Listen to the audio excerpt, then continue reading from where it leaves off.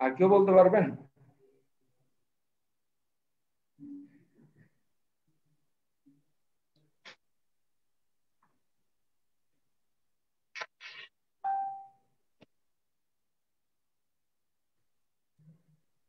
আর কেউ বলতে পারবেন জব সম্বন্ধে?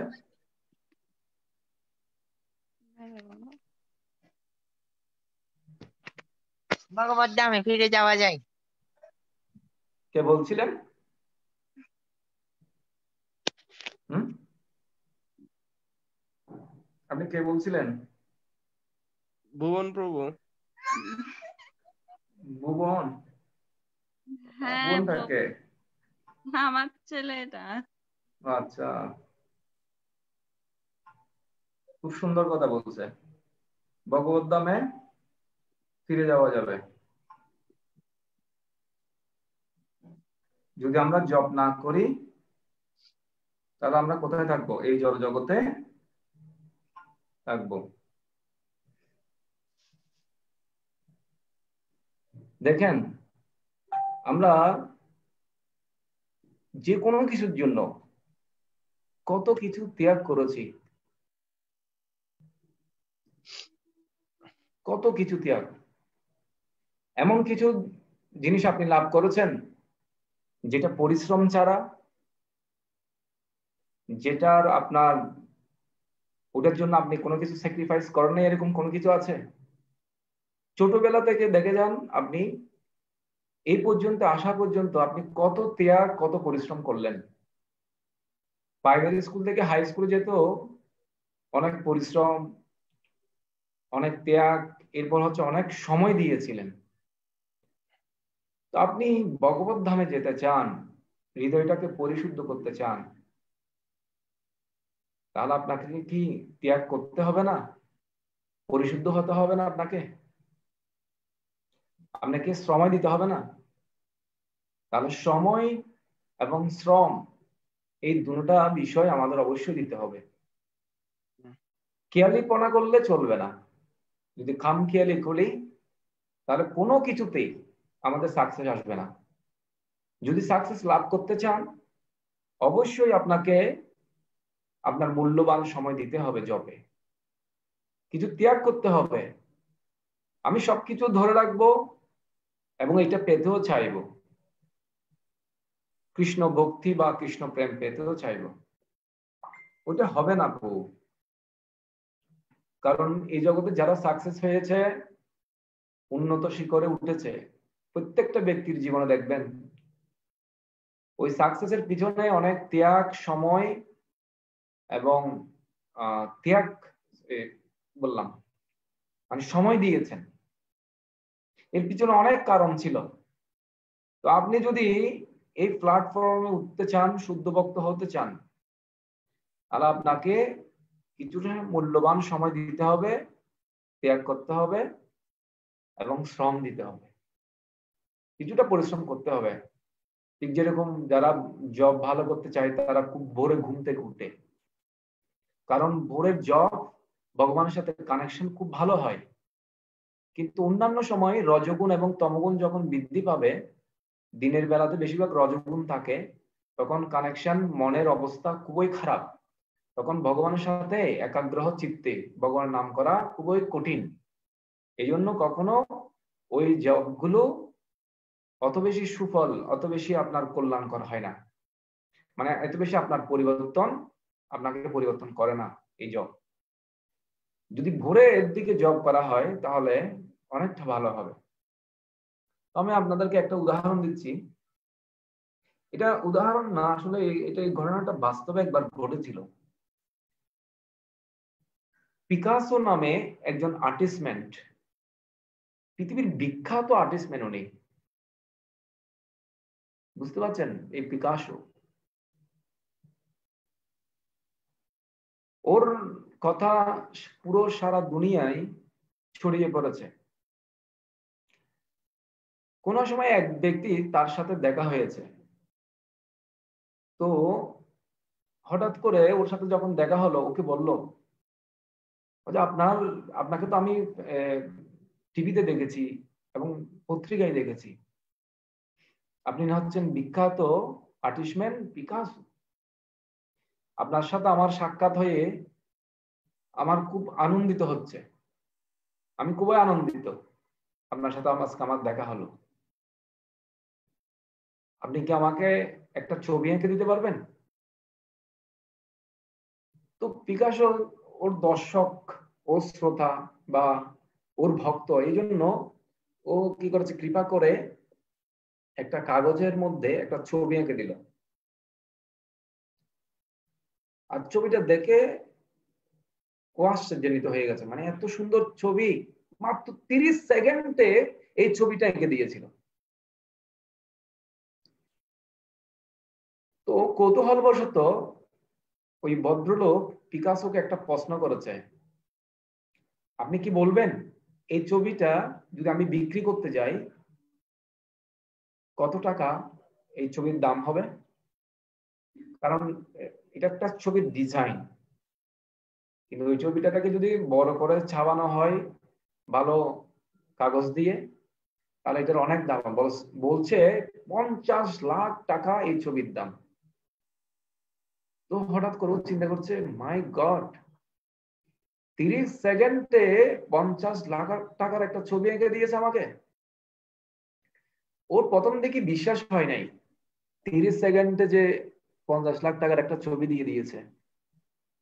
এই জন্য ও কি করেছে, একটা আর্টিস্টমেন্টের দোকানে গিয়ে, ছবি যেখানে বাইন্ডিং হয় এবং ছবির কাজ হয় সেখানে গিয়ে এই নকশাটা দেখিয়েছে ছবির একটা কাগজের। তো দোকানদার বলছে, দোকানদারকে জিজ্ঞেস করছে এটার দাম কত হতে পারে। দোকানদার বলছে এটা 50 লাখ টাকা এটা বিক্রি করা যাবে এই নমুনাটা দিয়ে ছবি আঁকলে। তখন সে অবাক হয়ে গেল, মাই গড, 30 সেকেন্ডে 50 লাখ টাকার একটা আমাকে ছবি দিয়ে দিল। ও বলছে এই কাজটাই আমি শিখবো। আরে সারা জীবন পরিশ্রম করে কি লাভ হবে? উনি যদি 30 সেকেন্ডে এরকম 50 লাখ টাকা কামাই ফেলে, তাহলে কত দিনে কত ঘন্টায় না উনি কত লাখ টাকা কামাচ্ছে। তো মনে মনে প্রতিজ্ঞা করেছে আমি এই ব্যক্তির সাথে দেখা করব। বুঝতে পারছেন?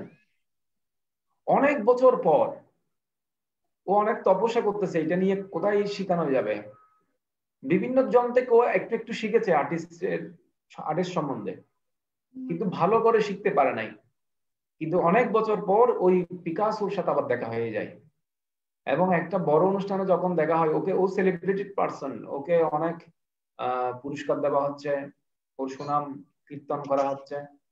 ওই সময়ে ওর সাথে দেখা হয়, তখন ওকে বললো, আপনার কথা কি আপনার কি মনে আছে আমি সেই ব্যক্তি যে আপনি আমায় একটা কাগজ দিয়েছিলাম আর আপনি একটা 30 সেকেন্ড একটা ছবি দিয়ে ইয়ে করে দিয়েছিলেন, আর্টিস্ট করে দিয়েছিলেন, আর আপনার এই ছবিটা 50 লাখ টাকা বিক্রি হচ্ছে।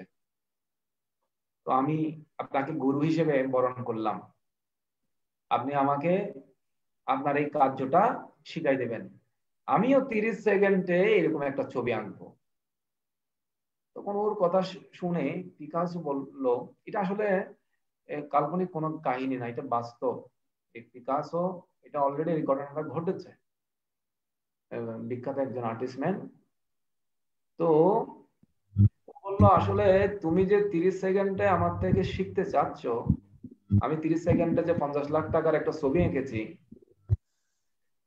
জানো এই 30 সেকেন্ডে এই নকশাটা আঁকতে 30 বছর আমি তপস্যা করেছিলাম এটার পিছনে। 30 বছর তপস্যা করার পর আমি এই 30 সেকেন্ডে এই ছবিটা আঁকতে পেরেছি। আমার এই গল্প থেকে আপনারা কি বুঝতে পারলেন? আপনারা বলুন তো দেখি।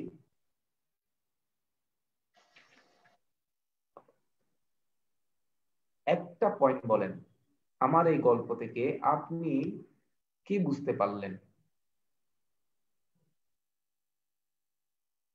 জনি মাতাজি বলুন তো দেখি। 30 বছর জব করার পর তারপর আমরা সাধনায় যেতে পারবো।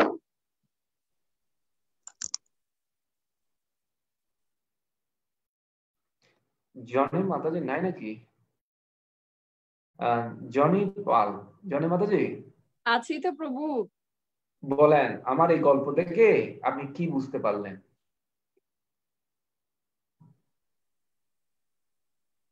বলো বাবা। আমার মেয়ে বলবে বলতেছে। বলেন, আপনার মেয়েটাকে বলেন, বলতে বলেন। ও শুনছে নাকি? হ্যাঁ হ্যাঁ বলুন, আপনার মেয়েটাকে বলতে বলুন। বলো। ওই যে ছবির কথা বললো এতক্ষণ, যে প্রভু 30 মিনিট 30 সেকেন্ডে ছবি আঁকতে পারলো, যে ওটা বললো, যে গল্পটা বললো, যে এখন বলবে বললো না। ইমিডিয়েট বলুন।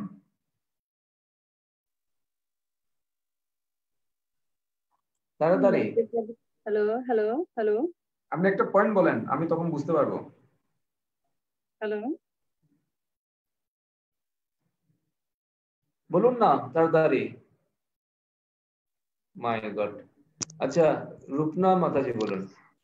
30 বছর জব করার পরে তারপরে আমরা এই সাধনাটা লাভ করতে পারবো। আমার মতে এটাই পেয়েছি। আপনি কাছাকাছি গেছেন। আমি হ্যাঁ, আরো আমরা একটু যদি জব ধ্যানটা যদি আমরা ভালো করে 30 বছর করি, তাহলে আমরা 30 মিনিটে হয়তো ঠাকুরের কাছে পৌঁছতে পারবো। আপনি কাছাকাছি গেছেন, কিন্তু আমি আরো একটু পারফেক্ট উত্তর চাচ্ছিলাম। আচ্ছা। আমরা শিবু, সব শিবু প্রভু বলবেন? হ্যাঁ প্রভু বলতেছি। জনি মাতাজি বলছিলেন, বলেন তো দেখি। হ্যাঁ হচ্ছিল তো জনি মাতাজি।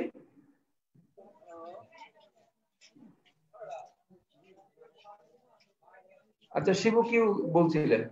প্রভু, আমরা যদি একনিষ্ঠভাবে কৃষ্ণ ভাবনায় মগ্ন হয়ে ভগবানের আরাধনা করতে করতে ভগবানের আরাধনা করতে। হ্যাঁ হ্যাঁ, শিবুর কথাও শুনতেছি, আপনার কথাও শুনতেছি আমি।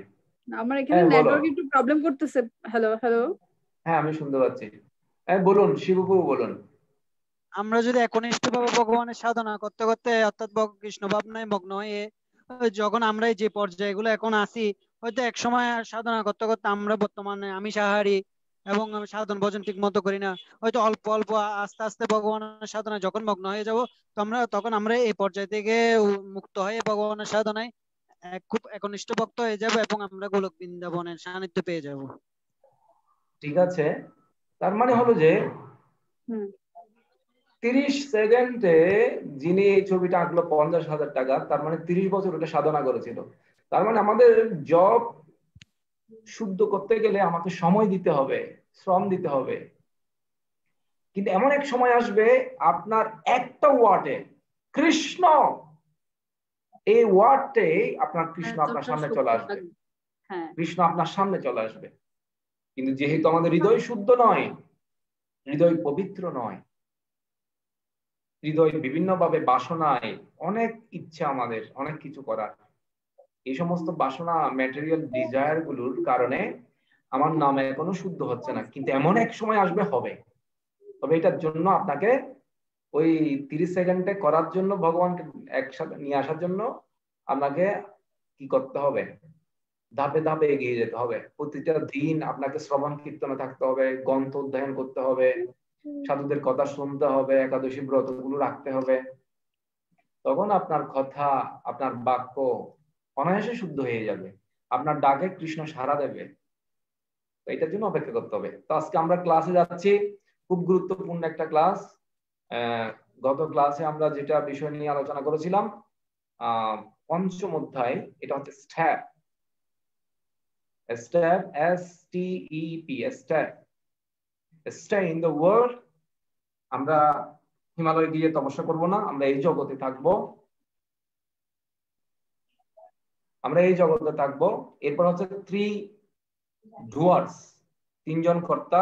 আত্মা হচ্ছে অনুষ্ঠাতা, আর পরমাত্মা অনুমোদন করেন। আরেকজন হচ্ছে কে?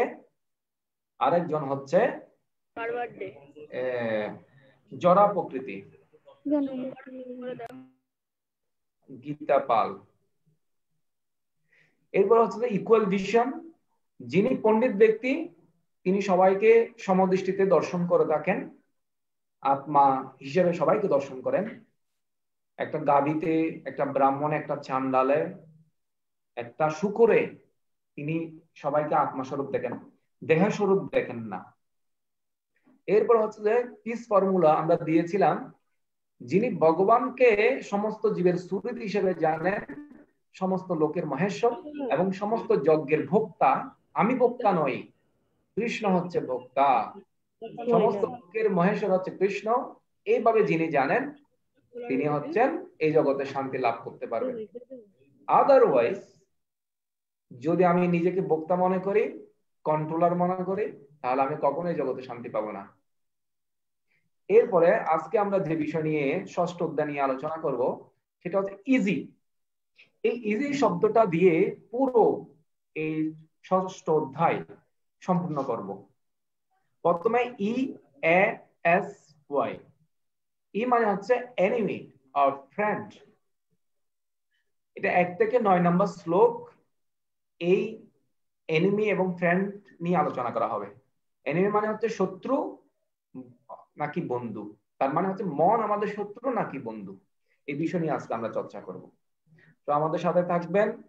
আপনারা এখানে কারা কারা চলে যান, কারা কারা থাকেন, এগুলো আমি সব পর্যবেক্ষণ করি। তো যদি আপনাদের ধৈর্য চ্যুতি না হয়, অন্ততপক্ষে আস্তে আস্তে মনটাকে বশীভূত করেন শাস্ত্র অধ্যয়নে, শ্রবণ কীর্তনে, তখন মন অন্য বিষয় আপনি চিন্তা করে কোনো কিছুর সমাধান করতে পারবেন না, কোনো কিছু করতে পারবেন না। এই জগতে কেউ করতে পারে নাই। চিন্তাই তুষের আগুনের মতো আস্তে আস্তে কুড়ে মারে।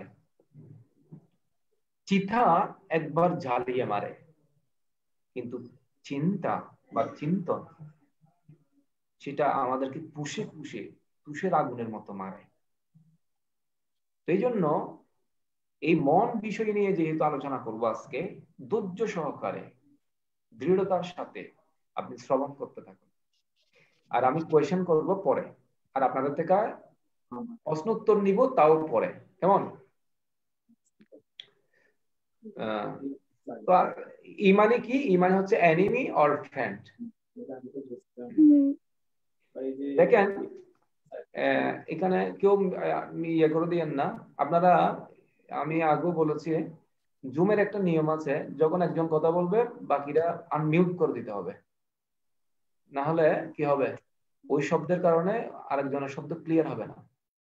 যখন প্রশ্ন করব তখন আপনারা ওপেন করে আমার সাথে কথা বলতে পারবেন, সবার জন্য উন্মুক্ত। তো এখানে একটা দেখেন, ষষ্ঠতে প্রথম শ্লোকে শ্রী ভগবান বললেন, শ্রী ভগবান উবাচ অনাশ্রিত, দাঁড়ান একজন ইয়েতে আসছে, হ্যাঁ, অনাশ্রিত কর্মফলম কার্যম কর্ম করোতি সন্ন্যাসী সযোগী সনিরগ্নি চ অক্রিয়। এখানে বলছে ভগবান, পরমেশ্বর ভগবান বললেন, যিনি অগ্নিহোত্রাদি কর্ম ত্যাগ করেছেন এবং দৈহিক চেষ্টা শূন্য, তিনি সন্ন্যাসী বা যোগী নন। যিনি মানে অগ্নিহোত্রাদি মানে খাবার দাবার ত্যাগ করে দিয়েছে, রান্না বান্না করে না, বিভিন্ন যজ্ঞ অনুষ্ঠান করে না। হ্যাঁ, আগুন দিয়ে তো যজ্ঞ অনুষ্ঠান হয়, অগ্নিহোত্রাদি যজ্ঞ বা কর্ম, কিন্তু সবকিছু ত্যাগ করে দিয়েছে এবং দৈহিক চেষ্টা শূন্য। এই দেহের প্রয়োজন উনি কোনো কিছু করতেছে না এই দেহের জন্য। তো কৃষ্ণ বলছে উনি সন্ন্যাসী বা যোগী নয়। তার মানে আপনাকে কর্ম করতে হবে। আপনি যদি যোগী বা সন্ন্যাসী হতে যান তবুও আপনি কর্ম পরিত্যাগ করতে পারেন না, আপনাকে বিভিন্ন যজ্ঞ অনুষ্ঠানগুলো সম্পাদন করতে হবে। কিন্তু ভগবান এই কথাটা বলার পর কে নিত্য যোগী, কে নিত্য সন্ন্যাসী হতে পারে সেই বিষয়েও বলেছেন।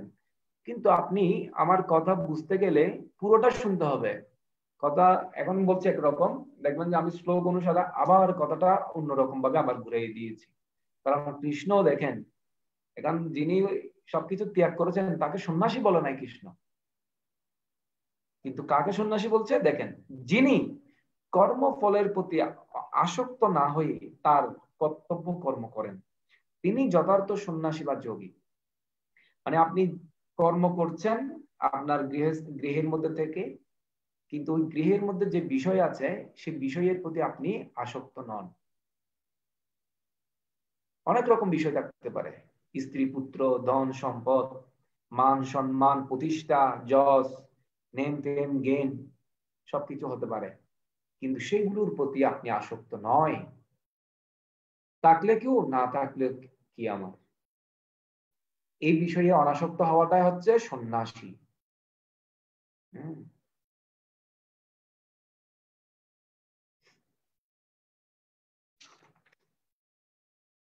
এরপর দ্বিতীয় নম্বর শ্লোকে বলছে, হে পাণ্ডব, যাকে সন্ন্যাস বলা যায় তাকেও যোগ বলা যায়, কারণ ইন্দ্রিয় সুখ ভোগের বাসনা ত্যাগ না করলে কখনোই যোগী হওয়া যায় না। এখন আমাকে বলেন, আপনারা একটু করে বলেন, সেটা হচ্ছে যে কে সন্ন্যাসিকায় যোগী হতে পারে, বলেন একটু করে।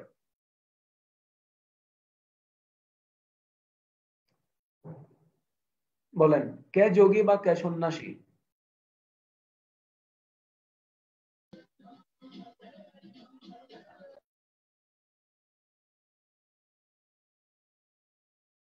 কে সন্ন্যাসী বা যোগী? কেউ এখনো কিছু বুঝলেন না নাকি? প্রভু কর্মফলের প্রতি আসক্ত না হইয়ে কর্তব্য কর্ম করেন, তিনি যথার্থ সন্ন্যাসী বা যোগী। হ্যাঁ, খুব সুন্দর একটা উত্তর দিয়েছেন।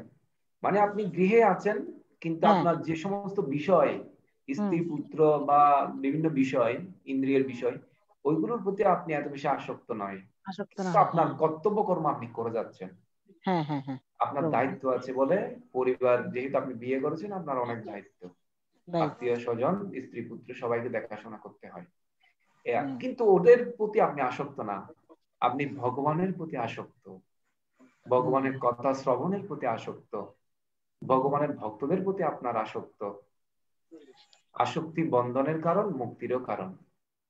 আসক্তি যদি গৃহের প্রতি হয় তাহলে বন্ধনের কারণ, আর আসক্তি যদি বৈষ্ণবের প্রতি বা শুদ্ধ ভক্তদের প্রতি বা স্বয়ং ভগবানের প্রতি, তাহলে আপনার মুক্তির কারণ হবে, আপনি নিত্য সন্ন্যাসী হতে পারবেন। কিন্তু এটা হওয়ার জন্য আপনাকে প্র্যাকটিস করতে হবে, এত সোজা নয় গৃহের আসক্তি ত্যাগ করা, এত সোজা নয় স্ত্রী পুত্রদের ভালোবাসা ত্যাগ করা। হ্যাঁ প্রভু, আমি তো বুঝতেছি, কিন্তু এটা আপনার দায়িত্ব কর্তব্য অনুসারে আপনি ভালোবাসবেন, এমন নয় যে ঘৃণা করবেন। ঘৃণা করলেও বন্ধনের কারণ। ঘৃণা, বিরক্তি, আসক্তি দুটোটাই বন্ধনের কারণ। নট বিরক্তি, নট আসক্তি। আমি আমার কর্তব্য অনুসারে আমি করব, আমার একটা দায়িত্ব কর্তব্য আছে, দায়িত্ব কর্তব্য আর আসক্তি আরেকটা জিনিস, এটা দুটোটাকে অনেকে মিক্স করে ফেলে। তো আসুন এরপরে ভগবান দ্বিতীয় নম্বর শ্লোকে বলছে কি, এটাকে যোগ বলা হয়। সন্ন্যাসী যাকে বলা হয় সন্ন্যাসী, সেটাকে যোগ বলা হয়। ইন্দ্রিয় সুখ ভোগের বাসনা ত্যাগ না করলে কখনোই যোগী হওয়া যাবে না। ভগবান বলছে, না হংসয়স্য সংকল্প যোগী ভবতি কশ্চন। কখনো যোগী হওয়া যাবে না যদি ইন্দ্রিয় সুখ ভোগ ত্যাগ না করা হয়। এখন ইন্দ্রিয় সুখ ভোগ কি, সেই বিষয়ে আজকে আমরা একটু ডিটেলস আলোচনা করব। অত্যন্ত গুরুত্বপূর্ণ এই অধ্যায়টা, কারণ এখানে বিভিন্ন অষ্টাঙ্গ যোগের কথা বলা হয়েছে। এই অষ্টাঙ্গ যোগ এই জগতে অনেকে এখনো বুঝতে পারে না, এই জন্য আমি এখানে কিছু স্লাইড দিয়েছি অষ্টাঙ্গ যোগটা বোঝানোর জন্য। আপনারা দেখুন, আমরা এগুলো পড়েছিলাম। পরমাত্মা হচ্ছে যে পরম ভোক্তা, পরম নিয়ন্ত্রণ এবং পরম বন্ধু, মানে পরম সুহৃদ। তো যারা ধ্যান যোগ অবলম্বন করেন তারা পরমাত্মাকে দর্শন করে থাকেন। এই জন্য পরমাত্মার এখানে ডিটেলস দেওয়া আছে। পরমাত্মা হচ্ছে কি, পরম ভোক্তা, পরম নিয়ন্ত্রণ এবং উত্তম বন্ধু, মানে সুহৃদ। তুমি আমাদের সুহৃদ।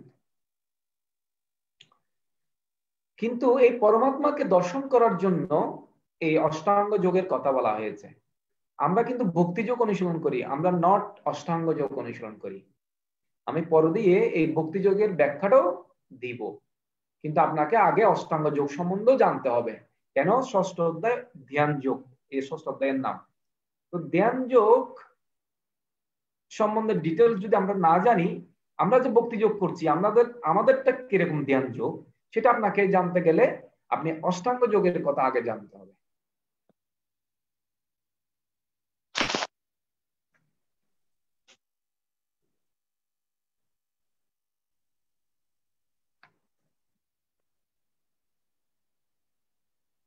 দেখেন এখানে দুইটা শব্দ বলেছে, এই 3 নম্বর এবং 4 নম্বর শ্লোকে আমি একটু শ্লোকটা পড়ছি, আপনারা শ্রবণ করুন।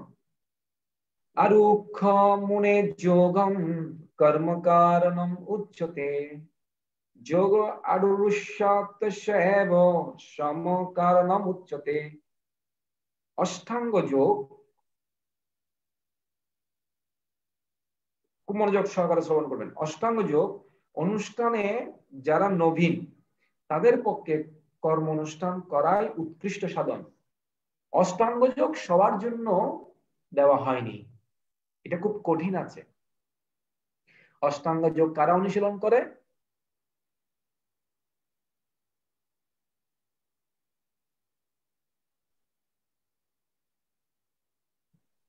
হরিবল, অষ্টাঙ্গ যোগ কারা অনুশীলন করে? নবীন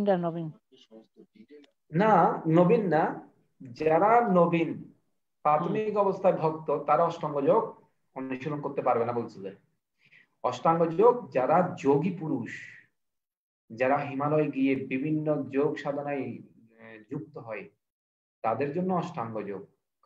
অনেকে অষ্টাঙ্গ যোগের মাধ্যমে পরমাত্মার ধ্যান করেন, এটা খুব কঠিন আছে। কিন্তু যারা ভগবানের ভক্ত তাদের জন্য এই যোগ দেওয়া হয়নি, সরাসরি তারা ভগবানের উপাসনা করেন। কিন্তু এই অষ্টাঙ্গ যোগ সম্বন্ধে আজকে ধারণা লাভ করতে হবে। কেন? আমরা কি অষ্টাঙ্গ যোগ সাধন করছি না? আমরা কি ভক্তি যোগের মধ্যে কি অষ্টাঙ্গ যোগ নেই? আমরা কি হিমালয়ে যারা তপস্যা করছে, গুহায় যারা তপস্যা করছে তারা ভগবানকে লাভ করতে পারবে, আমরা কি পারবো না? আমরাও যে পারি, আমরা যে অষ্টাঙ্গ যোগ থেকে সর্বশ্রেষ্ঠ যোগী সেটা প্রমাণ করার জন্য আগে আপনি অষ্টাঙ্গ যোগ সম্বন্ধে জানতে হবে আপনাকে। আপনি যদি অষ্টাঙ্গ যোগ সম্বন্ধে না জানেন তাহলে আপনি ভক্তি যোগ সম্বন্ধে কেমনে বলতে পারবেন? যদি অষ্টাঙ্গ যোগ খুব কঠিন নিয়ম আছে, খুব অত্যন্ত কঠিন, এই তত্ত্বটা বুঝারও তত্ত্বটা কঠিন আছে। কিন্তু আপনাকে জানতে হবে কেন আপনি ভক্তি যোগ যদি অবলম্বন করেন ওখানের মধ্যে অষ্টাঙ্গ যোগ আছে, সেটা প্রমাণের জন্য। ঠিক আছে, আমার সাথে আছেন তো? হ্যাঁ প্রভু, শুনছি। তো এখানে বলছে যারা নবীন ভক্ত তারাই অষ্টাঙ্গ যোগ সাধনা করা তাদের জন্য উৎকৃষ্ট হবে না, তারা কর্মযোগের অনুষ্ঠানের মাধ্যমে ভগবানের ভক্তি করা সহজ হবে। আর যারা ইতিমধ্যে যোগারূঢ় হয়েছেন তাদের পক্ষে সমস্ত কর্ম থেকে নিবৃত্তি উৎকৃষ্ট সাধন। এখানে দুইটা শব্দ লিখেছে, একটা হলো, আমি আপনাদেরকে দেখাই, এখানে একটা শব্দ লিখেছে যোগারূঢ়। আমি এইটা দ্বিতীয় অধ্যায় না 3 অধ্যায়ের মধ্যে এটা আবার ছিল, আমি তখন ওখানে ব্যাখ্যা করি নাই। আমি বলছি এটা পরবর্তীতে আমি ব্যাখ্যা করব। আরেকটা হচ্ছে যে যোগারূঢ়। যোগারূঢ় মানে হলো যে আপনি সিঁড়িতে, আপনি মানে কি যোগের যে সিঁড়িগুলো আছে এটাতে পা রেখেছেন, শুরু করেছেন। আর যোগারূঢ় মানে হচ্ছে আপনি সাকসেস, আপনি উপনীত হয়েছেন। কে কি বুঝতে পারছেন?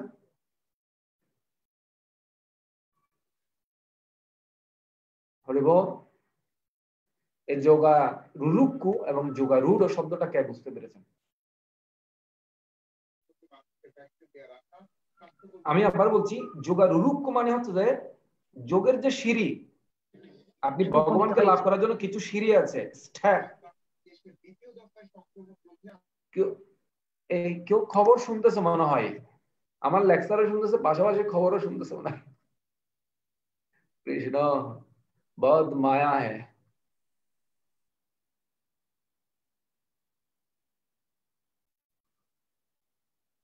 বলুন, যোগারূঢ় এবং যোগারূঢ়, এই যোগারূঢ় মানে কি, যোগারূঢ় কি?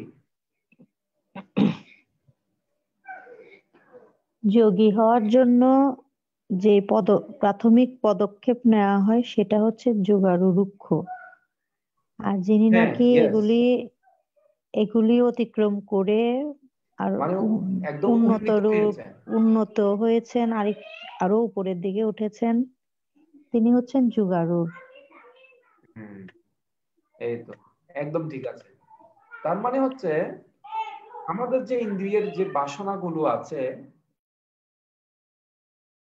সেটাকে বলা হয়, আমরা যে ভোগ করছি বিভিন্ন বিষয়গুলো, জিহ্বার কারণে, আমাদের বংশ পরম্পরার কারণে আমরা অনেক রকম কর্মে ব্যস্ত আছি, ঠিক না? এটাকে বলা হয় নিবৃত্ত মার্গ। নিবৃত্ত মার্গ মানে কি?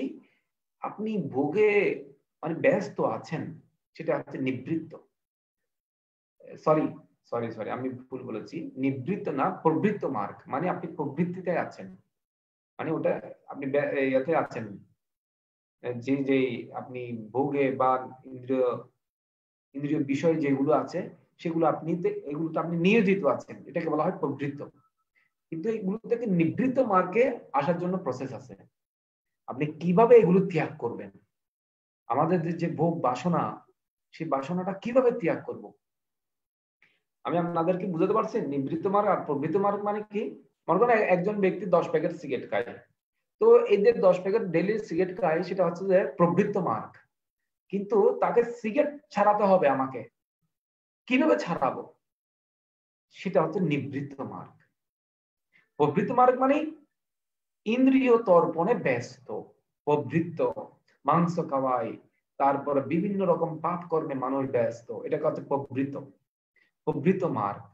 আর যখন সেটা এখান থেকে আস্তে আস্তে ধীরে ধীরে চলে আসবে, সেটা হচ্ছে নিবৃত্ত মার্গ। এই জন্য আপনি যদি ভগবানকে জানতেও চান, পরমাত্মার ধ্যানে ব্যস্ত যান, তার মানে যোগারূঢ়, আপনি সিঁড়িতে যাচ্ছেন। যখন আপনি উপনীত হয়ে যাবেন, একদম পৌঁছে যাবেন, সে কথা যোগারূঢ়, হ্যাঁ, তখন নিবৃত্ত অবস্থায়। বুঝে গেল? কেউ একজন বলবেন, বুঝতে পারছেন কিনা? হ্যাঁ প্রভু, বুঝতে পেরেছি।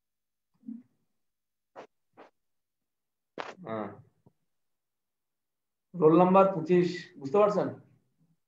হ্যাঁ প্রভু, বুঝতে পেরেছি। মিল্কি চক্রবর্তী মাতাজি। হ্যাঁ হ্যাঁ প্রভু, ধন্যবাদ। এখান থেকে একজন লেফট হয়েছে, কিন্তু কে লেফট হয়েছে আমি দেখতেছি না। মেহির প্রভু আছেন।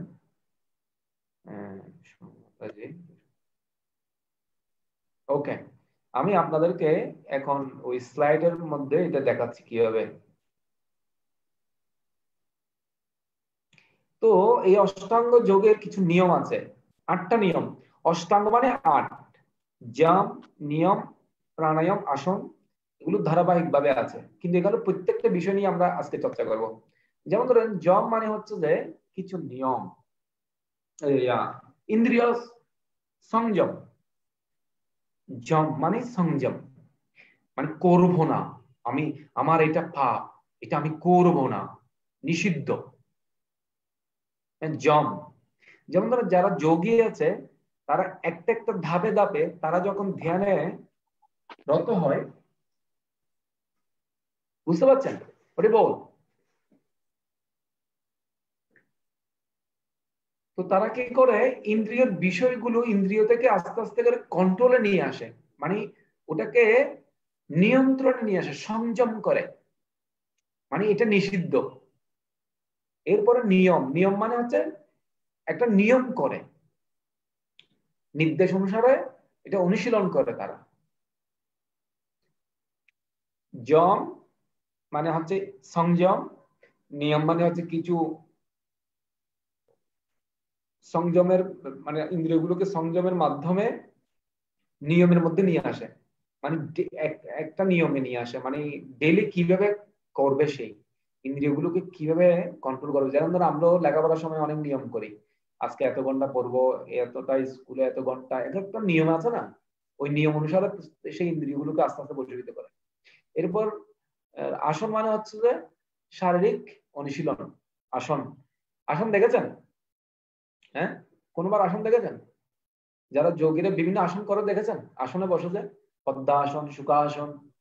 হ্যাঁ হ্যাঁ প্রভু, দেখেছি। আর প্রাণায়াম মানে হচ্ছে যে তার শ্বাস প্রশ্বাসকে কিভাবে শ্বাস প্রশ্বাসকে কন্ট্রোল করবে, এক নিঃশ্বাস এইভাবে নেবে, কয়েক সেকেন্ড ধরে রাখবে, এরপরে কয়েক সেকেন্ড পর এটা ত্যাগ করবে, প্রত্যাহার করবে। প্রত্যাহার মানে হচ্ছে যে প্রাণায়াম বলতে আমাদের অনেক এরকম এখানে অনেক যোগ সেন্টারও আছে, প্রাণায়াম শিখায় ওরা। কিন্তু প্রাণায়াম মূলত আমাদের যে যোগ আসন আছে, ওই আসনের মাধ্যমে শ্বাস প্রশ্বাস গুলো, শ্বাস এবং প্রশ্বাস এইভাবে আস্তে আস্তে অনুশীলন করাটাই হচ্ছে প্রাণায়াম। আর প্রত্যাহার মানে হচ্ছে যে আপনি মনে করেন, আমি আপনাকে একটা উদাহরণ দিই। মনে করেন আপনার জিহ্বাটা মিষ্টি খেতে পছন্দ করতেছে, আপনি জিহ্বাটাকে কন্ট্রোলে নিয়ে আসবেন, না প্রত্যাহার করবেন, আমি খাবো না আজকে। যেমন ধরেন আমাদের সীতা মাতাজি বলতো যে আমি মাংস খাবার রান্না অনেক আমাদের নেশা আছে, তো এটা প্রত্যাহারের মধ্যে পড়ে। আপনি ইন্দ্রিয়গুলোতে বিষয় থেকে এটাকে প্রত্যাহার করে ফেলতে হবে। ধারণা, ধারণা মানে হচ্ছে যে কি জানেন, আপনি যে বস্তুটাকে ধ্যান করতে যাচ্ছেন, যে পরমেশ্বর ভগবানকে ধ্যান করতে যাচ্ছেন, সে পরমাত্মার মনকে স্থির করে রাখা ভগবানের রূপে, বুঝতে পারছেন? হ্যাঁ। আর 7 নম্বর হলো ধ্যান। ধ্যান মানে পরমাত্মার চিন্তায় একনিবিষ্ট হওয়া। আপনি ওনার বিষয়ের চিন্তায় একনিবিষ্ট হয়ে যান, এটা তো তীব্র। মানে এর আগে যেটা আছে, ধারণা থেকে 12 সেকেন্ড যদি আরো বেশি হয় তাহলে ধ্যানে পর্যবেসিত হয়। আর আপনি যদি 12 মিনিট কোনো বিষয় নিয়ে একদম সম্পূর্ণভাবে অভিনিবেশ করবেন, সেটা হচ্ছে সমাধি। বিশেষ করে 12 মিনিট কোনো বস্তুতে, কোন মনে করেন পরমাত্মার ধ্যানে যদি আপনি 12 মিনিট থাকতে পারেন, আপনি 12 মিনিট ভগবানের চিন্তা করতে পারবেন? 12 মিনিট আপনি শুধুমাত্র কৃষ্ণ নাম শ্রবণ করতে পারবেন? কিন্তু সম্ভব নয়। আপনি 12 মিনিটে 12 কোটি আপনার মধ্যে চিন্তা চলে আসবে। আর এই যোগের যেটা বই, সেটা হচ্ছে যেটা ঋষি, এটার নাম হচ্ছে পতঞ্জলি। এই পতঞ্জলি কিছু যোগ শাস্ত্র প্রণয়ন করেছেন এই ঋষিটা, এটাকে বলা হয় পতঞ্জলি শাস্ত্র, পতঞ্জলি যোগ। বুঝতে পারছেন? হরিব।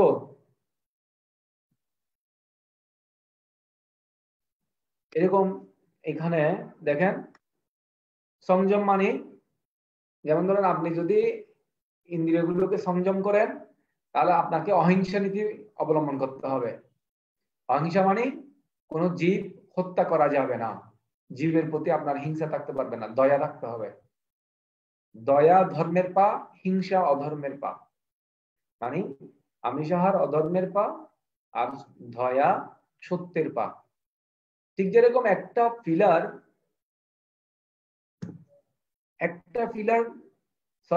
একটা বিল্ডিং 4টা পিলারের উপর দাঁড়িয়ে থাকে, ঠিক এরকম ধর্ম 4টা পিলারে বা 4টা পায়ে দাঁড়িয়ে থাকে।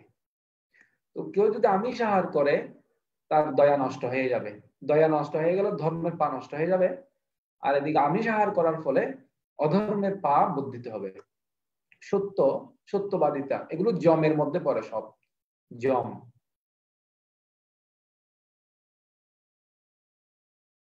বুঝতে পারছেন? পরে বল। তাহলে চুরি না করা, ব্রহ্মচর্য, কুমারাজ্য, ব্রহ্মচর্য পালন করা। বুঝতে পারছেন? অপরিগ্রহ মানে অনধিকার সূচক। এটা সূচি, সূচি নিয়মের মধ্যে পড়বে। আপনি যে নিয়ম করবেন, আপনাকে পরিষ্কার পরিচ্ছন্নতা বজায় রাখতে হবে। যেমন ধর আমাদের যারা এখানে ভক্তরা আছে, ওরা পায়খানা করার পর স্নান করে, সূচিটা ওরা মেনটেন করে। ভগবানের পবিত্র নাম জপ করার জন্য আপনাকে অবশ্যই সূচিটা মেনটেন করতে হবে। সন্তোষ মানে তৃপ্তি লাভ করা, তপস্যা, কেচ্ছা সাধন। আপনার তপস্যা নষ্ট হয়ে যাবে যদি আপনি নেশা করেন। কোনো মাদক দ্রব্য পান করলে, চা, বিড়ি, পান, সিগারেট এগুলো খেলে আপনার তপস্যা নষ্ট হয়ে যাবে। তপস্যা ধর্মের পা, আর নেশা অধর্মের পা। শ্রাদ্ধায়, শ্রাদ্ধায় মানে হচ্ছে উদ্যায়ন, আপনাকে শাস্ত্র উদ্যায়ন করতে হয়। ঈশ্বরের প্রণিপাত মানে ভগবানের কাছে আপনি প্রণাম, দণ্ডবত প্রণাম করবেন। যেমন ধ্রুব মহারাজ, উনি মধুবনে গিয়েছিলেন। উনি চাইছিলেন যে বিষ্ণু কোথায় থাকে। ওনার মা ছিল সুনীতি। সুনীতি বলছে আমি শুনেছি বিষ্ণু ইয়াতে থাকে, বনে থাকে। তো বিমাতা সুরুচির কাছে ও যেহেতু অপমানিত হয়েছে, ও বনে চলে গেল। আর ওখানে গিয়ে মধুবনে গিয়ে ভগবানের নারদ মুনির সাথে দেখা হয়েছে। নারদ মুনি বললো যে তুমি যদি ভগবানকে লাভ করতে চাও তাহলে তোমাকে কি করতে হবে, সুচিতা মেনটেন করতে হবে। এই জন্য মধুবনে গিয়ে যমুনাতে স্নান করলেন। আর স্নান করে মাটি দিয়ে একটা বিগ্রহ তৈরি করলেন, ভগবানের বিগ্রহ। আর সেই বিগ্রহের মধ্যে তার রূপ, অবয়ব, ভগবান ওই রূপের মধ্যে তিনি ধ্যানে যুক্ত হয়ে গেলেন। ভগবানের ওই রূপের কথা চিন্তা করতেন। উনি 6 মাসে মাত্র তপস্যা করেছেন, আর এতে ভগবানকে লাভ করেছেন। আমরা 6 বছর 36 বছরও তপস্যা করলে ভগবানকে লাভ করা যাবে কিনা খুব সন্দেহ এখন। কেন? আমাদের এত পাপ, আমাদের মন এত অপবিত্র, যার ফলে আমাদের মন এক জায়গায় বসীভূত নয়। কোন একটা বিষয় নিয়ে চিন্তা করে না, আমাদের মন অনেক বিষয় নিয়ে চিন্তা করে। এই জন্য উনি ভগবানকে 6 মাসে লাভ করার পর ভগবান যখন আসছেন সামনে, তখন ভগবানকে দণ্ডবত প্রণাম করলেন। কোনই পাপ। তো এই বিষয়গুলো যদি আরো ডিটেলস আলোচনা করা হয়, এগুলো আরো অনেক সময় লাগবে, এই জন্য আমি ডিটেলসে যাচ্ছি না। এগুলো হচ্ছে অষ্টাঙ্গ যোগ, মানে 8টা উপায়। এভাবে ধীরে ধীরে ইন্দ্রিয়গুলোকে কন্ট্রোল করে মানুষ। যেমন প্রাণায়াম করে অনেকে, না আমাদের দেখতে পাই শ্বাস প্রশ্বাস করে, এখন এটা ব্যায়ামে পরিণত হয়ে গেছে প্রাণায়ামটা। মানে তার শরীরের মধ্যে বিভিন্ন রকম সমস্যা, এই জন্য ও প্রাণায়ামের মাধ্যমে শরীরটাকে সুরক্ষা প্রদান করার জন্য চাই। কিন্তু শরীরকে সুরক্ষা প্রদান প্রাণায়ামের উদ্দেশ্য নয়। যোগের উদ্দেশ্য হচ্ছে ভগবানকে লাভ করা। কেন কোয়ান্টাম মেথড থেকে শুরু করে অনেক রকম যোগ, জিমনেশিয়াম, অনেক রকম এই জগতে হয়ে গেছে। আরে বডিকে এভাবে মার্সেল তৈরি করলে ভোগ করার জন্য নয়। যোগের উদ্দেশ্য হচ্ছে ভগবানকে লাভ করা। আর মূলত অষ্টাঙ্গ যোগের উদ্দেশ্য হচ্ছে পরমাত্মাকে লাভ করা, মানে ভগবানকে লাভ করা। কিন্তু এই অষ্টাঙ্গ যোগ যদি আপনি ধীরে ধীরে যান, আপনি ভগবানকে লাভ করতে গেলে কোটি বছর লেগে যেতে পারে। এই জন্য ভগবান বলে দিয়েছে আগে, এই অষ্টাঙ্গ যোগ অনুশীলন নবীন ভক্তদের জন্য নয়। কারণ মন হচ্ছে সবচেয়ে শত্রু আমাদের।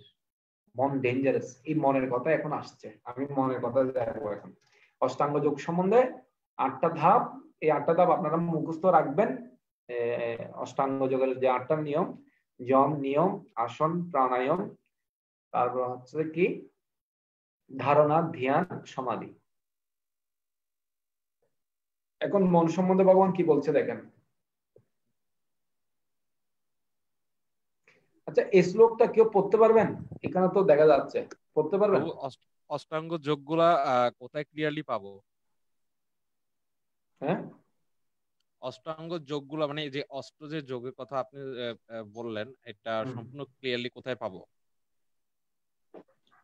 সম্পূর্ণ যোগশাস্ত্রের বইয়ে আছে, কিন্তু এখানে আমি ডিটেলস বর্ণনা করছি না, যে কারণ এগুলো ডিটেলস বলতে গেলে অনেক সময় লাগবে। কিন্তু আমরা অষ্টাঙ্গ যোগ অনুশীলন করি। কিভাবে করি আমি বলি। প্রভু, মানে গীতায় কি দেওয়া আছে কিনা সেটা জিজ্ঞাসা করতেছিলাম। গীতায় কোথায় পাবো? গীতায় যে অষ্টাঙ্গ যোগের কথা বলছে না এখন ভগবান।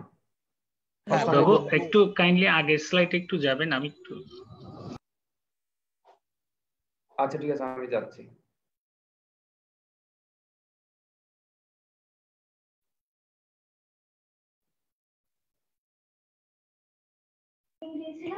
প্রভু সমাধিটা আর একটু বলেন, এটা কি? সমাধি মানে হচ্ছে আপনি কোন একটা বিষয়ে সম্পূর্ণভাবে অভিনিবেশ হবেন।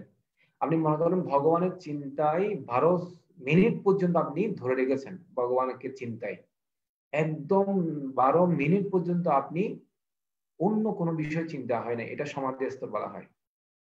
এগুলো অষ্টাঙ্গ যোগ যোগীরা সাধন করেন। আমি তো এগুলো ব্যাখ্যা করছি কেন, আমরা করি কিনা। প্রভু তাহলে ধ্যান কোন ধ্যান মানে হচ্ছে যে সমাধি থেকে আরেকটু কম, ওই বিষয়ে আপনি চিন্তা কম করবেন, মানে 12 মিনিট তাহলে থেকে ধ্যানের কম। মধ্যে কি তাহলে ধ্যানের মধ্যে অন্য কোনো চিন্তা আসতে পারে না? না না, ধ্যানও ভগবানের চিন্তা আসবে, তবে সমাধি থেকে একটু কম সময়। আপনি মনে করেন 12 সেকেন্ড বা 30 সেকেন্ড আপনি একটা ভগবানকে ধ্যান করলেন, ওই এরপর আপনাকে আবার অন্য চিন্তায় চলে আসলো, তখন ধ্যান ভঙ্গ হয়ে গেছে আপনার। আপনি 12 মিনিট ইয়া ভগবানের একনিষ্ঠভাবে চিন্তা করতে পারবেন? এটা করা সম্ভব না। 12 কোটি চিন্তা আসবে আপনার মাথায়। আপনাকে আমি একটা কাহিনী বলি। তাহলে প্রভু আমরা যে এত মালা জপ করি, আসলে তো এত মালা সবটাই কৃষ্ণকে মনে করা হয় না, মানে কত চিন্তা আসে, কত কিছু আসে। যদি এরকম হতো আপনি তো তাহলে আমরা ভগবানকে ইমিডিয়েট পেয়ে যেতেন। তাহলে আমরা কিভাবে 2 এটা থেকে মিনিট, একনিষ্ঠ 1 মিনিট থাকবো? বা 10 সেকেন্ড আপনি ভগবানকে এখন নির্দিষ্ট চিন্তা করতে পারবেন না। কেন? 10 সেকেন্ডে 10,000 চিন্তা আসবে ইমিডিয়েট, সঙ্গে সঙ্গে। আপনি যে ভগবানকে চিন্তা করতেছেন, কিছুক্ষণ পরে দেখবেন আরেক রকম, একদম মানে মুহূর্তের মধ্যে চেঞ্জ হয়ে যাবে। তো আমি যে বিষয়টা বলছিলাম, আমাদের মনটা কিরকম, অনেকে একজন, আমি আপনাদেরকে একটা গল্প বলি, গল্প বললে আপনারা বুঝতে পারবেন। তো এক হুজুরের সাথে দেখা হলো এক সাধুর সাথে, বুঝছেন? উনি হুজুর আর উনি সাধু, হিন্দুদের মধ্যে। বলছে, আপনারা এরকম উচ্চস্বরে সংকীর্তন কেন করেন, এত আওয়াজ করে করে? আরে ডোল ফিটাতে হয় নাকি? ভগবানের নাম নেবেন, ধ্যান করলেই তো হয়। বসে এরকম ধ্যান করবেন, চোখ চোখ বন্ধ করে। এত আওয়াজ করে গোপন মন্ত্র, অনেকে গোপন মন্ত্র দেয় না গুরুরা, তো উনিও বলছিলেন, হুজুরও বলছিলেন যে গোপন মন্ত্র এত মানুষকে জানাতে হয় নাকি? চুপ করে বসে থাকাই তো ধ্যান। তখন ওই প্রভুটা একটু চালাক ছিল, ওই সাধুটা।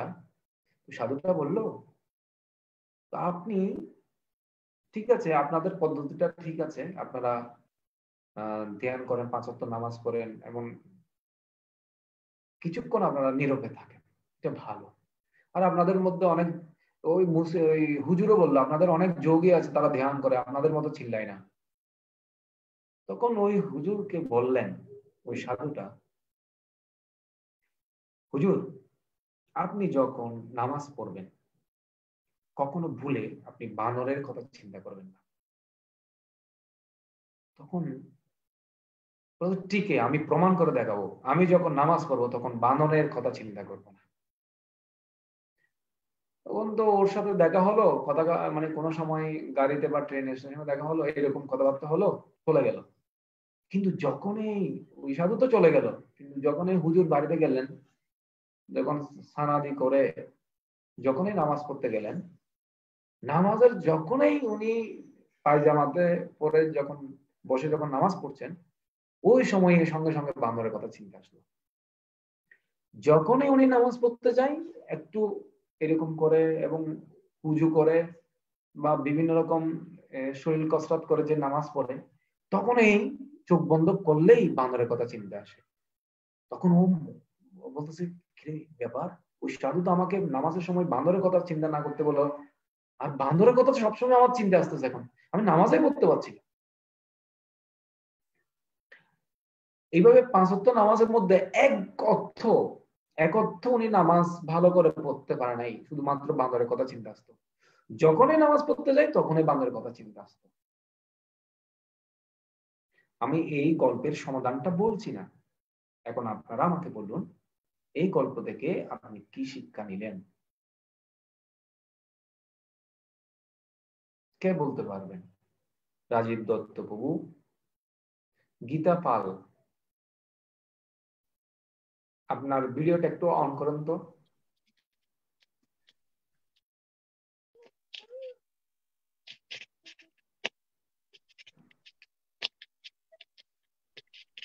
একটু ইমিডিয়েট।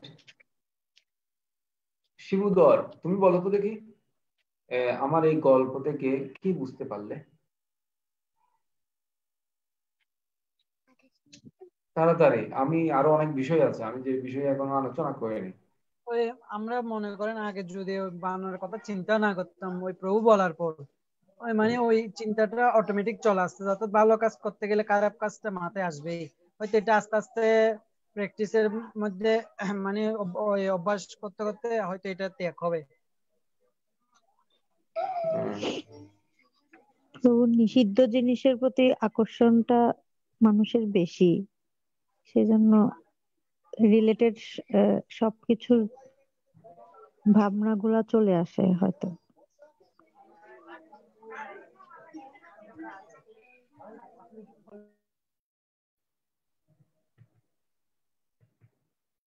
আপনাদের ভিডিও বেশিরভাগ বন্ধ কেন?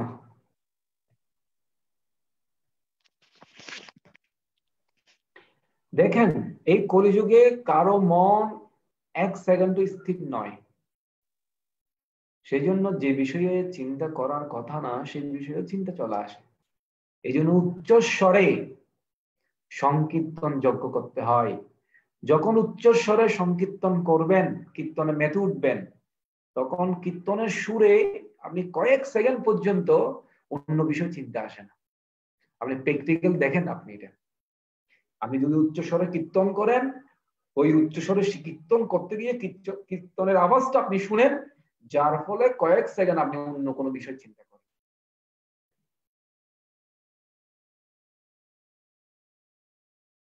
সংকীর্তন যজ্ঞ এই কলিযুগের মহাযজ্ঞ। এই জন্য ভগবান কৃষ্ণ এবং যিনি যখন চৈতন্য মহাপ্রভু রূপে এই জগতে এসেছেন এবং এই সংকীর্তন যজ্ঞ প্রচার করেছেন, উনি বলছিলেন উচ্চ স্বরে সংকীর্তনে পরোপকার করে, পরোপকার হবে। পশু পাখি বলিতে না পারে, পশু পাখিরা বলতে পারে না। এই জন্য উচ্চস্বরে কেউ যদি সংকীর্তন করে, অন্য জীব যারা কীর্তন করতে পারে না, ভগবান নাম নিতে পারে না, কীট পতঙ্গ, এরাও যদি কোনো কারণবশত যদি শুনে ফেলে, একবার কৃষ্ণ নাম শুনে তারা উদ্ধার হবে। শুধুমাত্র আমি না, আমরা না, সবাই উদ্ধার হয়ে যাব। এই জন্য বলছে আচার্যরা, হে মন হরি নাম করো সার, এ ভবসাগর হইবে ভালো চর, হাটিয়া হইবি পার। এ মন হরি নাম করো সার। তো আচার্যরা বলেছে, এ মন তুমি হরিনাম করো, এটা এই ভবসাগরটা বালুচর হয়ে যাবে, তখন হেঁটে হেঁটে পার হবো। এখন তো ভব সমুদ্রে আমরা হাবুডুবু খাচ্ছি, কিন্তু হরিনাম করলে বালুচর হয়ে যাবে। কারণ উচ্চস্বরে সংকীর্তনে সবকিছু মিলবে, আপনি যেটা চান এই জগতে। হ্যাঁ, সিদ্ধিকামী, মুক্তি ভুক্তি সিদ্ধিকামী সকলেই অশান্ত, কৃষ্ণ ভক্ত নিষ্কাম অতএব শান্ত।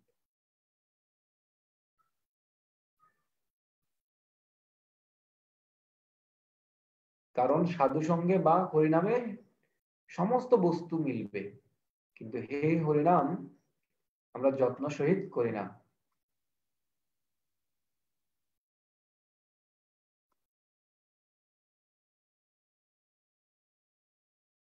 আচ্ছা,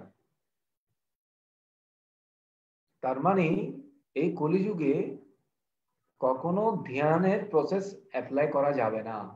কারণ আপনি কোনো বিষয় বস্তু যদি ধ্যান করতে যান, খারাপ জিনিস চলে আসবে। আমাদের মন যতক্ষণ শুদ্ধ হয় নাই, ততক্ষণ যদি পবিত্র বিষয়ে ধ্যান করতে যাই, ওই পবিত্র বিষয়ের মধ্যে খারাপ জিনিসটা চলে আসবে। এই জন্য শ্রীল প্রভুপাদ বলছে, কোনো কিছু ধ্যান করার প্রয়োজন নেই, শুধুমাত্র এমনকি নকল করে কৃষ্ণকে চিন্তা করারও দরকার নেই। শুধুমাত্র আপনি মুখে হরিনাম বলবেন আর কানে শুনবেন। আপনি কি শব্দ উচ্চারণ করেছেন, ভুল না সঠিক, সেটাই শুনুন। শুধু কৃষ্ণ নাম শুধু শোনা উচিত। শুনবেন, মুখে বলবেন, শুনবেন, বলবেন, বলবেন, শুনবেন, এই কাজ। এর থেকে যদি বেশি কিছু কেউ করতে যায়, তার আস্তে আস্তে খারাপ চিন্তাটা বেশি আসবে, তখন তার বডি, মন সবগুলো দূষিত হয়ে যাবে। এটা প্র্যাকটিক্যাল কিন্তু। তো দেখেন ভগবান এখানে 5 নম্বর শ্লোকে বলছে, উদ্ধরেত আত্মনা আত্মনো ন আত্মনো অবসাদয়েত আত্মা এব হি আত্মনো বন্ধুর আত্মা এব রিপু আত্মনো। মানুষের কর্তব্য হচ্ছে তার মনের দ্বারা নিজেকে জড়জগতের বন্ধন থেকে উদ্ধার করা। মনের দ্বারা আত্মাকে অধঃপতিত করা কখনো উচিত নয়। মনই জীবের অবস্থা ভেদে বন্ধু ও শত্রু হয়ে থাকে।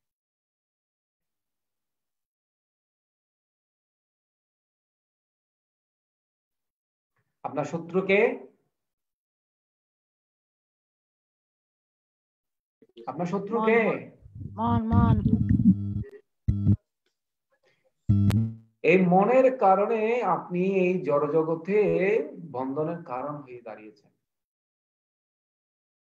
মন বিভিন্ন বিষয়ে চিন্তা করে, কত বাসনা, কত ডিজায়ার আমাদের। মন শুধু এটা করবে, মনের কাজ হচ্ছে সংকল্প বিকল্প, মানে এটা করব করব না। আর বুদ্ধি হচ্ছে স্টোর হাউস, বুদ্ধি ইন্টেলিজেন্ট পাওয়ার হাউস বলা হয় এটাকে। হ্যাঁ, ও কি করে সব তথ্যগুলো জমা রাখে। মনে একটা চাই তখন একটা সাপ্লাই দেয়, মনে আরেকটা চাই আরেকটা সাপ্লাই দেয়। বুদ্ধির কাজ হচ্ছে এটা। আর মন সংকল্প বিকল্প। এই জন্য বলছে জড়জগতের বন্ধন থেকে উদ্ধার করতে গেলে আমাদের মনটাকে আগে চিনতে হবে, কন্ট্রোলে রাখতে হবে।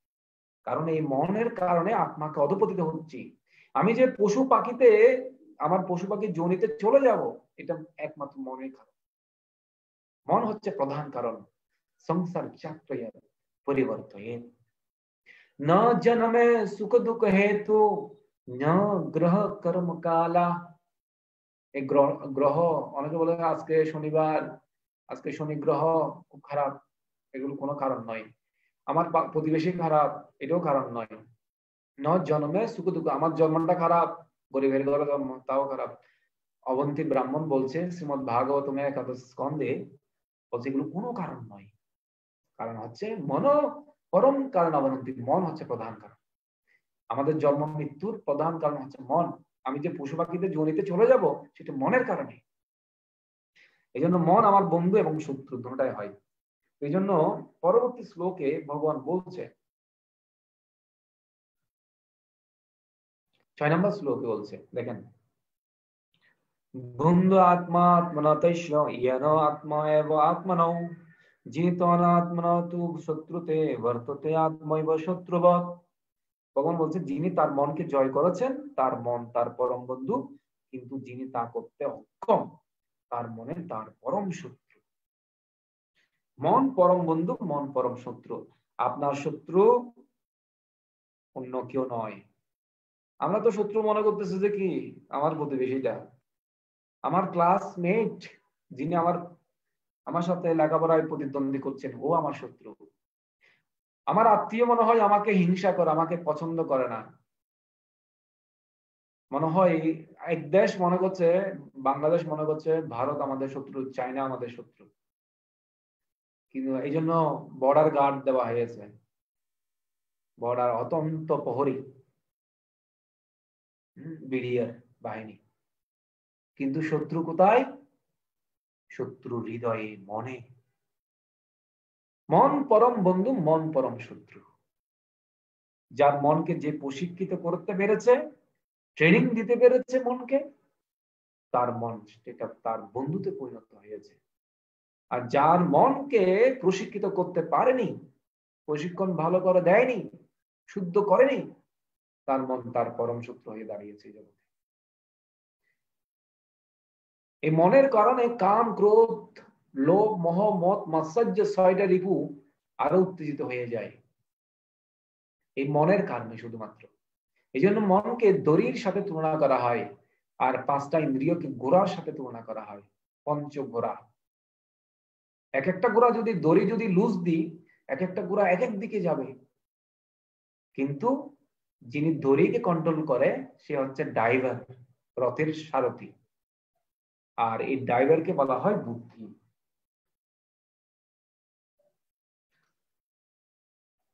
এই বিষয়ে কারো কোনো প্রশ্ন আছে মনের সমস্যা নিয়ে?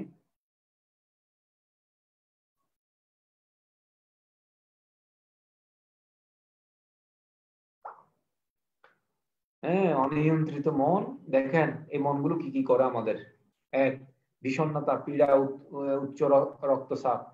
এই মনের কারণে কিন্তু আমাদের অনেক রোগ ব্যাধি হয়। বিশ্বস্ততা হারাবে, মাতাল হয়ে যাবে, মারাত্মক রোগগ্রস্ত হব। হ্যাঁ, কারণ মনের কারণে আমি পাপ করব, মন এটা বলবে সেটা বলবে, ওই বিষয়ে আমি ধাবিত হব, তখন আমার পাপ হবে। পাপ হলে মারাত্মক রোগ ব্যাধি হবে, কারণ পাপের কারণেই মানুষ রোগগ্রস্ত হয়। এই জন্মে না গেলে আগের জন্মে থাকে। আস্থার অভাব। চঞ্চলাই মনা কৃষ্ণ প্রমাদ বলম। ভগবান কৃষ্ণকে অর্জুনও বলছে আমার মন অত্যন্ত চঞ্চল, হ্যাঁ, অত্যন্ত বলবান মন। আমি বায়ুকে কন্ট্রোল করতে পারি, বায়ু রেইব সুদুষ্করম, আমি বায়ুকে কন্ট্রোল করতে পারি কিন্তু আমার মনকে কন্ট্রোল করতে পারি না। অর্জুন এমন শক্তি ছিল যে তিনি বায়ুকে কন্ট্রোল করতে পারে কিন্তু মনকে কন্ট্রোল করতে পারতেছেন। তাহলে আমরা কি অর্জুন থেকে বড় হয়ে গেছি, অনেক শক্তিশালী হয়ে গেছি? আমরা অনেক শক্তিশালী হইনি, আমাদের মন আরো চঞ্চল বেশি। এই জন্য মনের কারণে আমরা এই জগতে বন্দী হয়ে যাচ্ছি। মিহির বাবু কি বুঝতে পারলেন বলেন তো?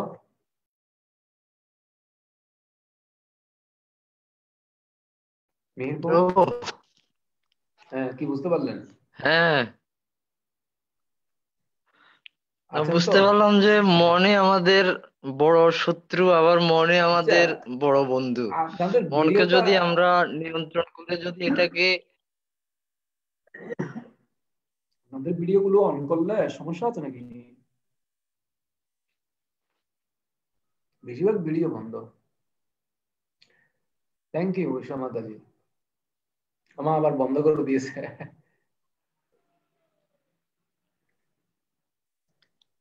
দেখেন, এই অনিয়ন্ত্রিত যদি মন হয়, এই মন কি করবে? নেশা করবে, হ্যাঁ, আত্মহত্যা করবে, খুন করবে, দর্শন করবে, টেলিভিশন ভাঙবে, মাথা গরম হয়ে গেলে টিভি সব ভেঙে ফেলবে। তার মানে সবগুলো হচ্ছে মনের কারণ, বুঝতে পারছেন? প্রভু, তখন কন্ট্রোলটা কিভাবে করা উচিত? মানে কি কি মনে করে আবার জপের দিকে মন দেওয়া উচিত, মনকে আনা যায় যদি অন্যদিকে চলে যায়? যে বিষয়ে যাচ্ছে আপনি একটু করে স্টপ করে রাখবেন হরিনামটা, 1-2 মিনিট পর আপনি ভগবানের তখন বই পড়তে পারেন, ভগবত গীতা, অথবা আপনি কোন একটা বিষয় কাজে যুক্ত হয়ে যাবেন। কিন্তু ওই কাজটা করার পর আপনি আবার এসে আবার জবটা ধরবেন, জবটা করবেন। হ্যাঁ, কারণ মানে জব যেহেতু করার সময়তেই মানে মুখে জব হচ্ছে কিন্তু মনটা অন্যদিকে চিন্তা চলে যাচ্ছে, তখন ওই কি সময়ে করা উচিত? আমি খারাপ চিন্তার কথা বলছিলাম, কিন্তু ওই সময় আপনি মনটাকে আবার ফিরিয়ে নিয়ে আসবেন। আপনি বলবেন যে যেমন আমাদের লেকচার শুনলেন বা বই পড়লেন, বইয়ে বললো যে মন বেশি চঞ্চল, মনে করেন আমরা ইয়ে হবো, এই বিষয়গুলো চিন্তা থাকতে হবে। এবং সঙ্গে সঙ্গে মানটাকে বলবেন যে আমাকে তো জব শুনতে বলেছে, আমি কি জব শুনছি? আমার মনটা দিয়ে কি আমি জব শুনছি, নাকি আমি কি করছি? আমি কি সময় নষ্ট করছি বসে বসে অন্য বিষয় চিন্তা করে করে? সময় বহি কেবলম, আমার সময়টা বিতা শ্রম চলে যাবে। আমি আধা ঘন্টা 2 ঘন্টা যদি জব করি, 2 ঘন্টা যেন ভগবানকে পারফেক্ট ভাবে দিই, এই চিন্তাটা করতে হবে। আপনি বারবার মনটাকে বলবেন আপনি এই মন তুমি কি শুনতেছো, তুমি শুনতেছো, এটা মনটাকে জিজ্ঞেস করবেন। তখন মন আস্তে আস্তে শ্রবণের দিকে, এটা বারবার প্র্যাকটিস করতে হবে এবং বিষয়ের প্রতি বৈরাগ্য নিয়ে আসতে হবে। এটাকে অভ্যাস হেন বৈরাগ্য না। আচ্ছা, ভগবান কৃষ্ণ উদাহরণ দিয়েছিল, তুমি অভ্যাসের মাধ্যমে, আস্তে আস্তে প্র্যাকটিসের মাধ্যমে, বৈরাগ্যের মাধ্যমে তুমি এটা পারবে। এখানে 5টা গুণার সাথে তুলনা করা হয়েছে। আমি বলছিলাম এই 5টা গুণ হচ্ছে 5টা ইন্দ্রিয়, চক্ষু, কর্ণ, নাসিকা, জিহ্বা, ত্বক। হ্যাঁ, আপনার জিহ্বা মাংস খেতে যাচ্ছে, চোখে ওদিকে দিয়ে দেখতে চাচ্ছে, কানে খারাপ কথাটা শুনতে চাচ্ছে। হ্যাঁ, এগুলো হচ্ছে গোড়া। আপনি যদি দড়িটা কন্ট্রোল না করেন, 5টা গোড়া 5 দিকে চলে যাবে। আমি আপনাদেরকে একটা উদাহরণ দিয়েছিলাম, হরিণ তার কর্ণের কারণে বেদের কাছে ধরা পড়ে। বেদ যখন বাঁশি বাজায় তখন হরিণ ধরা খায়। আর মাছ যখন লোভ দেখে, বড়শি দেখার পরও ও জানে, তবু লোভের কারণে সে বড়শি কি করে, বড়শি খায়, মানে আধার থাকায়, আধারটা খাওয়ার কারণে বড়শিটা আটকে যায়। হাতি তার চর্মশক্তির কারণে, মানে কি বলা হয়, স্পর্শ সুখের কারণে ও আটকে যায়। বুঝতে পারছেন? তো এই জন্য এক একটা প্রাণী এক একটা বিষয়ের কারণে তারা অধপতিত হয়েছে। কিন্তু আমাদের তো প্রত্যেকটা ইন্দ্রিয় ছিদ্র আছে, প্রত্যেকটা ইন্দ্রিয়ের মধ্যে ত্রুটি আছে, তাহলে আমরা কি হব? এই জন্য আমাদের প্রত্যেকটা ইন্দ্রিয়কে এই মন রূপ দড়িটা কন্ট্রোল করবে কে? বুদ্ধি, মানে ড্রাইভার। আর প্যাসেঞ্জার কে? প্যাসেঞ্জার হচ্ছে আত্মা। বলুন, প্যাসেঞ্জার কে? আত্মা। আত্মা। হ্যাঁ, তারপর ড্রাইভার কে? বুদ্ধি। বুদ্ধি। আচ্ছা, মন কি? রাজীব বাবু বলেন তো, মনটা কার সাথে তুলনা করা হয়েছে?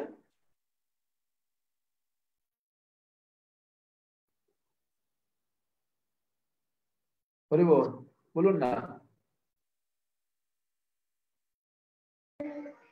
গাড়ির সাথে, দড়ির সাথে। হ্যাঁ, খুব সুন্দর উত্তর দিয়েছেন। তাহলে ইন্দ্রিয়গুলো 5টা ঘোড়ার সাথে তুলনা করা হয়েছে। বুদ্ধি হচ্ছে তো 7 নম্বর শ্লোকে বলেছে, জিতেন্দ্রীয় ও প্রশান্ত চিত্ত ব্যক্তি পরমাত্মাকে উপলব্ধি করতে পেরেছেন। তার কাছে শীত ও উষ্ণ, সুখ ও দুঃখ, মান সম্মান ও অপমান সবই সমান। যিনি এইভাবে তার সমস্ত ইন্দ্রিয়গুলোকে জয় করে প্রশান্ত চিত্তে পরমাত্মাকে উপলব্ধি করেছেন, মানে ভগবানকে যিনি উপলব্ধি করতে পেরেছেন, তিনি শীত, গ্রীষ্ম, বর্ষা, মনের যে জল্পনা কল্পনা, এগুলো থেকে আস্তে আস্তে মুক্ত হয়ে যান। তিনি এই জগতে সুখ লাভ করতে পারেন। বুঝতে পারছেন? আপনাদের এই বিষয়ে কোনো প্রশ্ন আছে?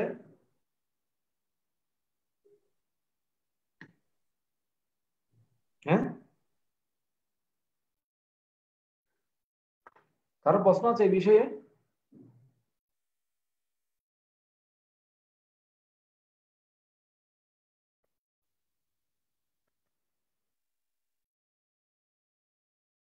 হরিবল, এই বিষয়ে কোনো প্রশ্ন আছে আপনাদের?